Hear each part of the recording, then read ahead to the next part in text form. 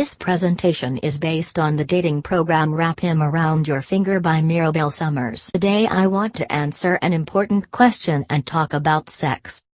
Here's a question from Nora. Hi Mirabelle. I have a question about sex. I love sex. I love it. But recently it's gotten boring, and I miss the craziness and the passion and the feeling of being wanted. I miss it a lot. How do I bring it back? Am I being stupid or naive to hope that my boyfriend and I can have an amazing passionate sex life that doesn't die away over time?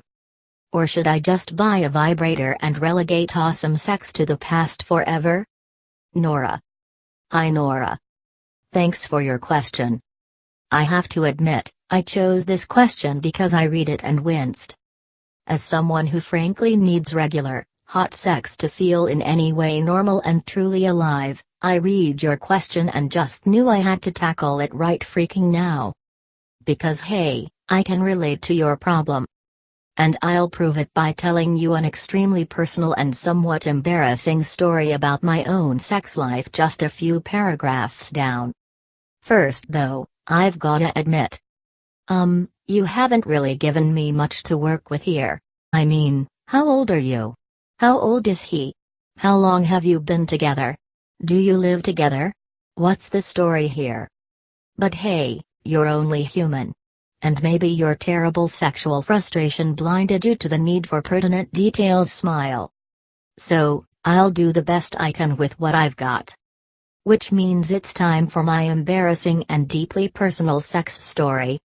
It's hard for me to even admit this, seeing as I'm a professional relationship coach, and an Amazon.com #1 best-selling author to boot.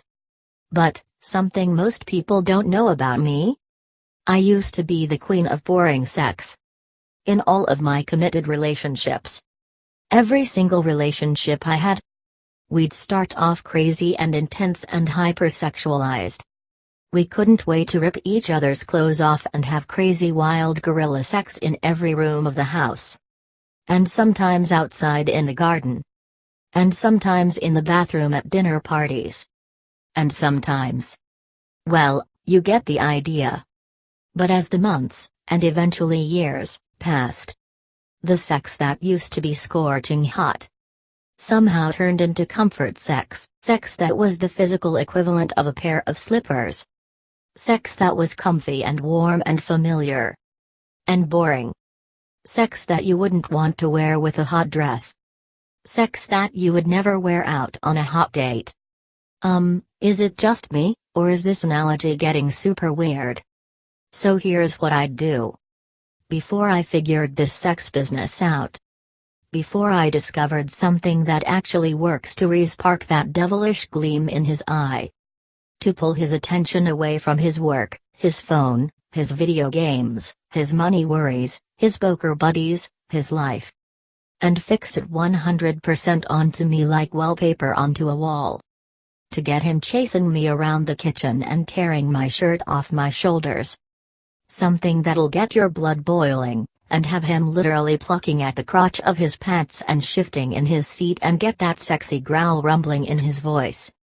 Something that has both your brains bubbling over with lust and your hearts racing over time out of your chests.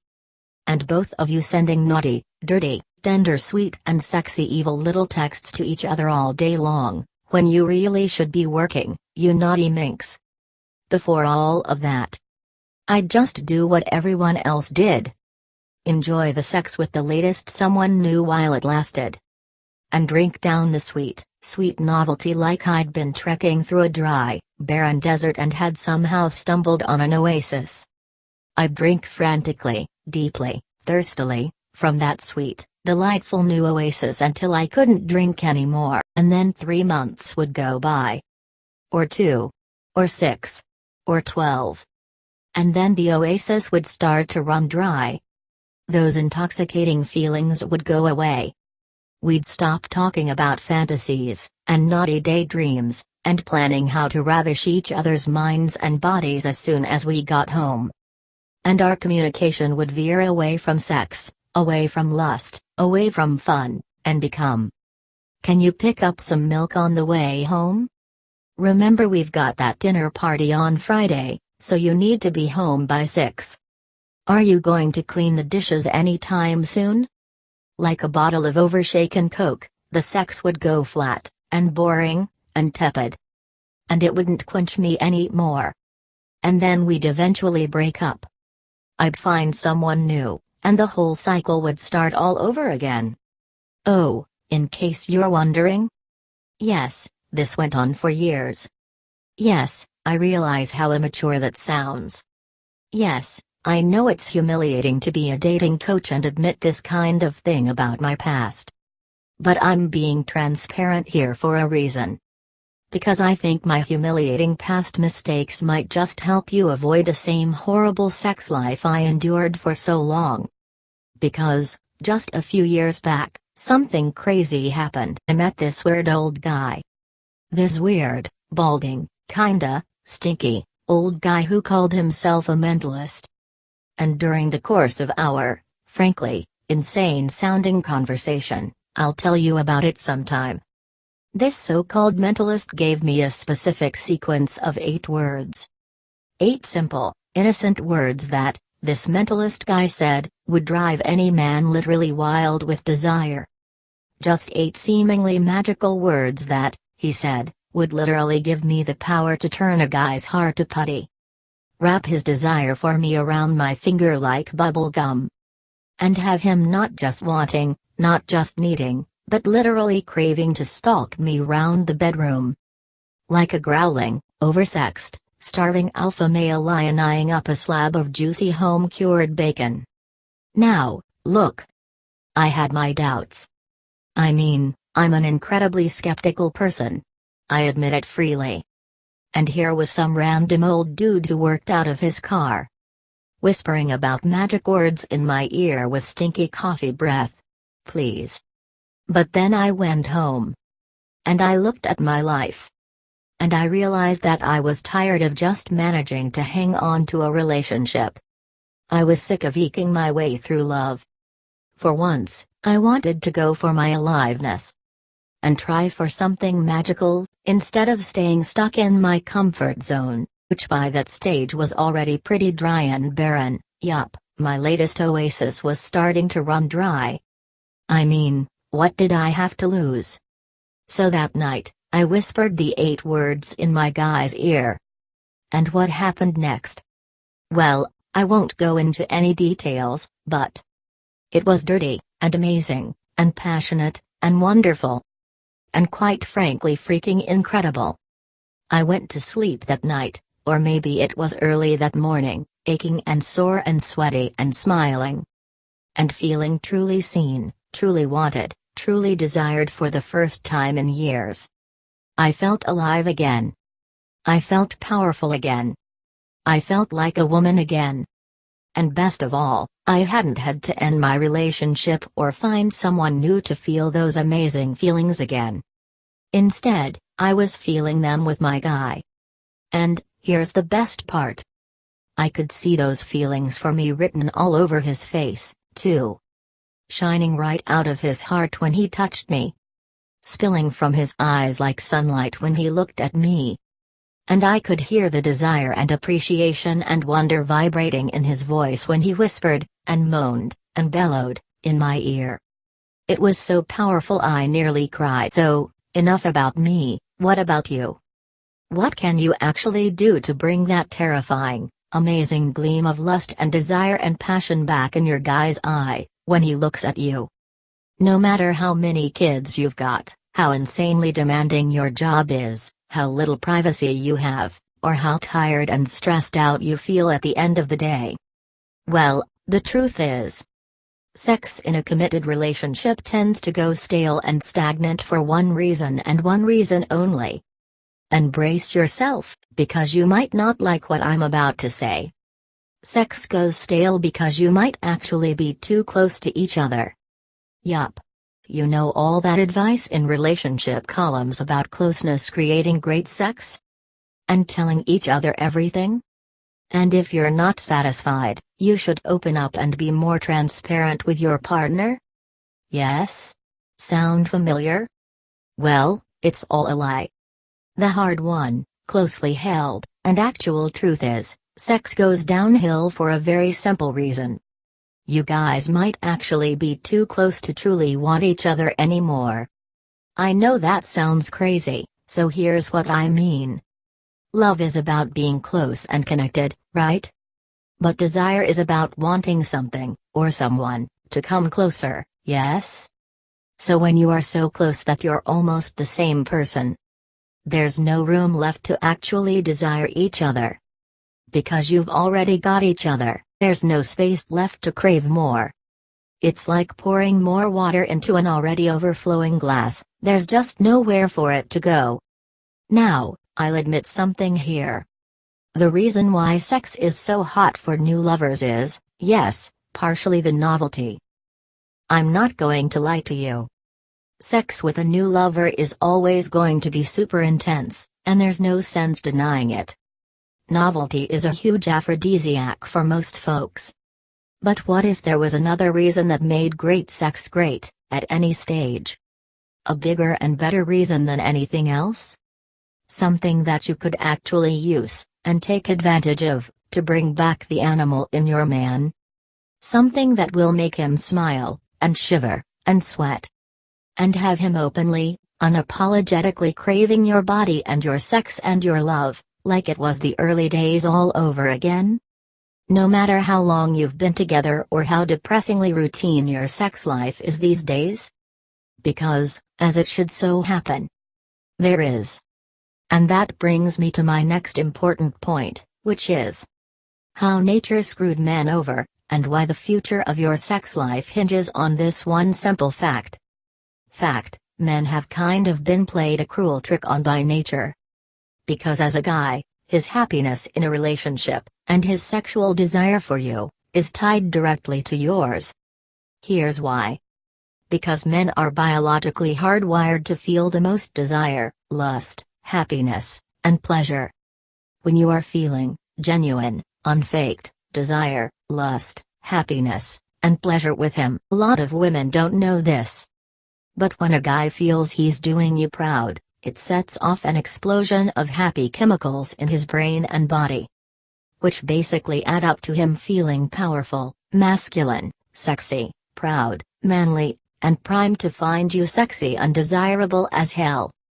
But, if he's not pleasing you, or even if he just feels like he's not, then that means he's going to be pretty unhappy.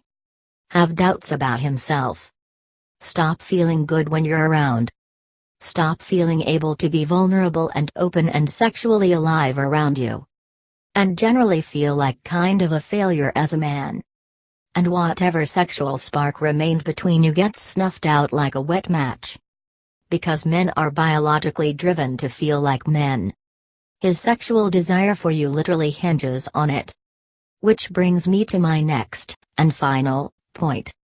So if he needs you to want him to be able to want you, but you're just not feeling it, and no, you're not allowed to fake it, then what the heck do you do now? So what's the next step? Should you have an awkward honest talk about the relationship? Ugh, should you spell out your needs and hopes for your sex life? Should you get him to pop a little blue pill? Should you watch porn together? Buy some naughty toys? Think about investing in a stripper's pole for your bedroom? No. Although the last 3 suggestions could be kind of fun. Hey. In fact, here's why all those suggestions won't work for you right now. 1. Because you don't want help with the mechanics of great sex. 2. You want to feel the desire behind great sex. So what should you do? Here's what. First of all, just like Virginia Woolf said, you need to create an emotional, mental, and psychological room of your own. Here's the deal. Personally, I'm a huge fan of individuality. In my relationships with men, I actually keep a lot of my life my own, and the thought of sharing everything with someone frankly terrifies me. Also, just saying, but, sometimes, telling a guy everything can be kind of a dick move. Why? Because it's actually good to have some emotional privacy in a relationship. Yup, In many cases, keeping secrets from him literally keep things happy, healthy, and hotter than ever. And here's why. Because of the laws of physics. There's a law in quantum physics called the Pauli exclusion principle, and it states, two objects cannot occupy the same space at the same time. That means when you come close enough, you aren't really two individual people anymore. You've done the Vulcan mind meld and you've actually, freakily, kind of become the same person.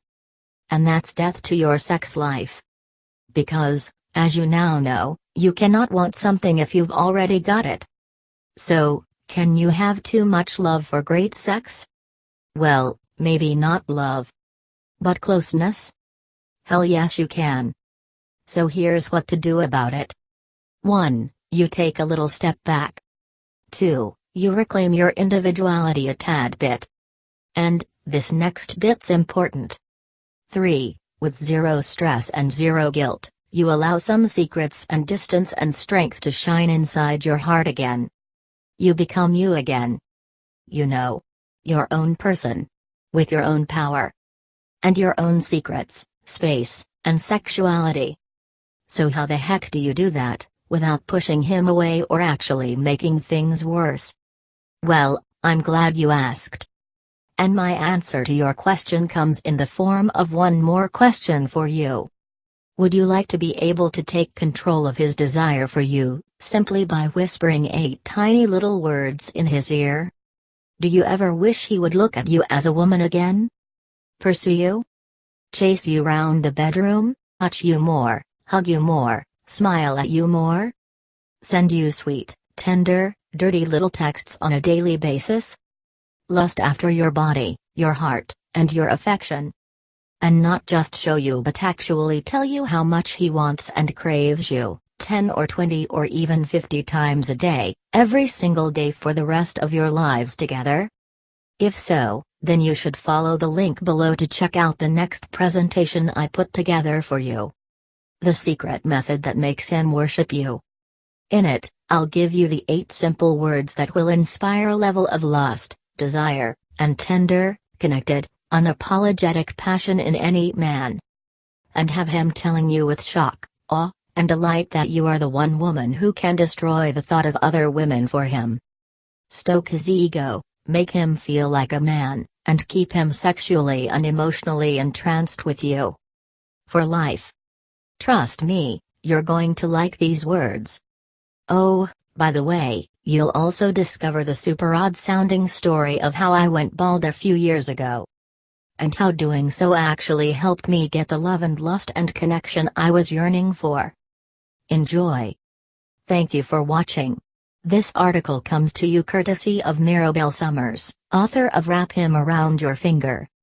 If you are serious about changing your success with men, and getting men to do more of the things you want him to do. If you want genuine men who will love you, shower you with attention, and give you the commitment you deserve. Discover Mirabelle's secret mind control method and watch some pretty amazing things happen. Do it now.